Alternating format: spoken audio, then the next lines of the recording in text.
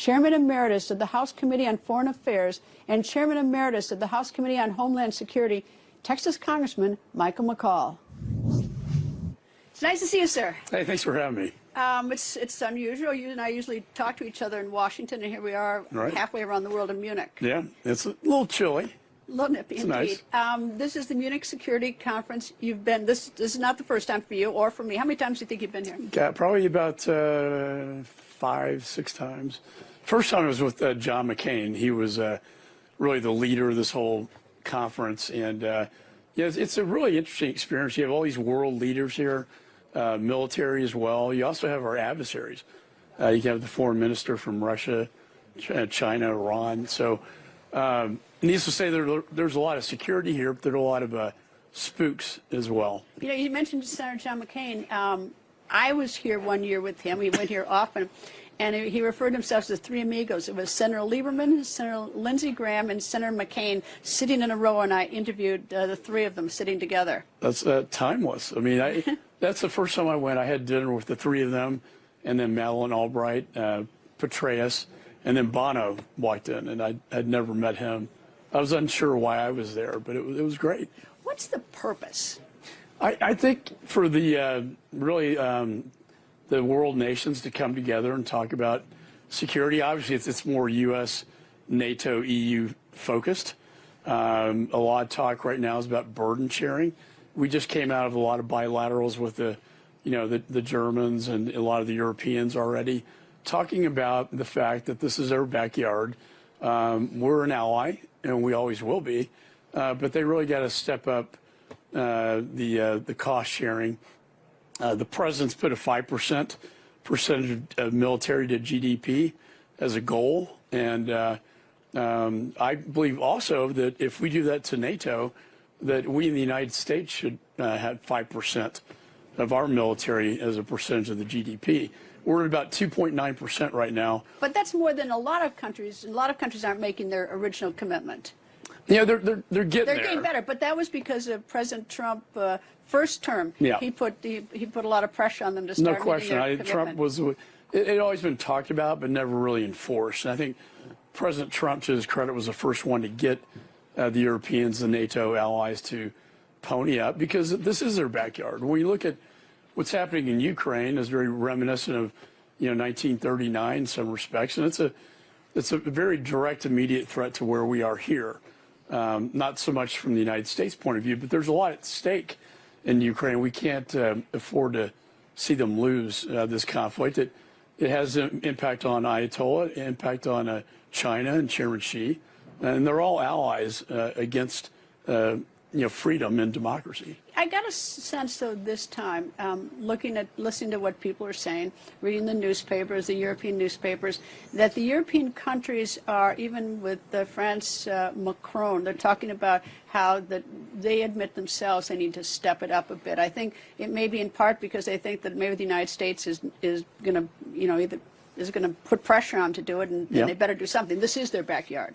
Yeah, I think so. And I think, again, first time you have a president who, the way I view Trump's foreign policy is he operates at a leverage. He'll put a lot of leverage on countries like the NATO allies to pay their burden of the cost. Well, you call it burden, but it says pain. Who's going to pay? Yeah, that's right. Basically, because these wars aren't cheap. And is it fair for the United States to pick up the tab? I don't think so. I mean, we're a part of the NATO alliance, but we shouldn't have to pay for the whole thing. And I do think you're seeing a change in thinking, and when we talk to the Europeans, they know, and in some respects are almost embarrassed that they let things get so bad.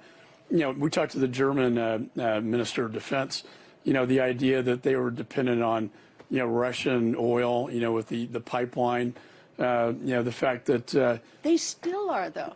And they still are, and you've got the Nord Stream pipeline that got blown up, and nobody owns up to that. Well, that I have my views on that. Well, who do you think blew up the Nord Stream? Probably some Ukrainian operatives. That I'm just speculating.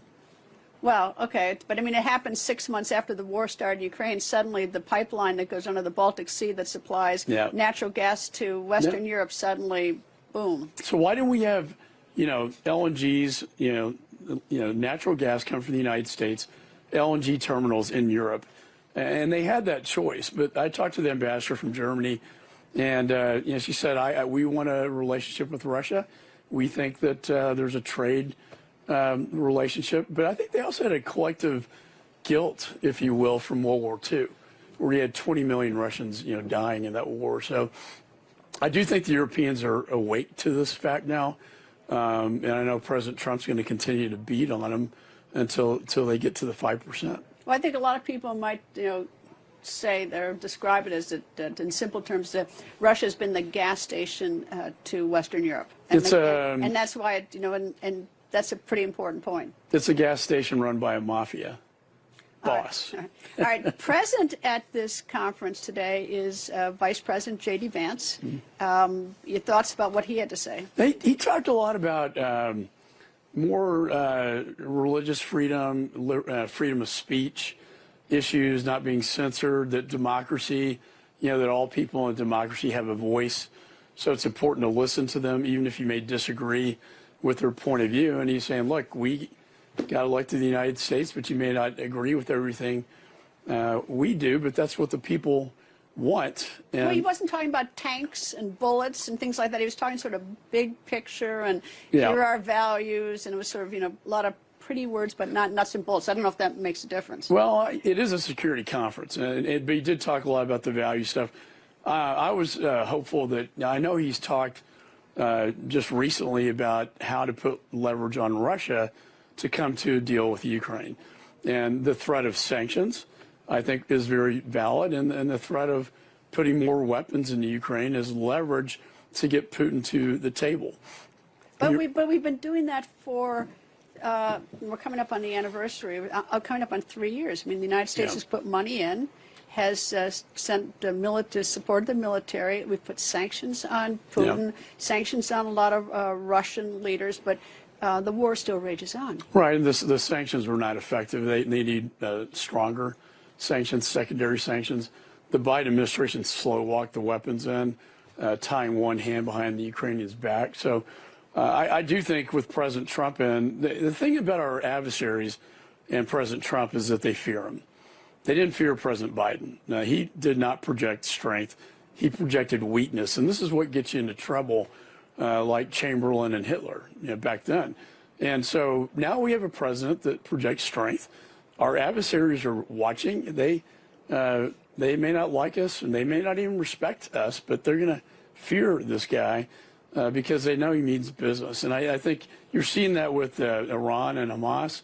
I think you're going to see that with Putin. Hopefully we'll have that deterrence with Chairman Xi in the Pacific. Well, President Trump spoke for 90 minutes to President Putin.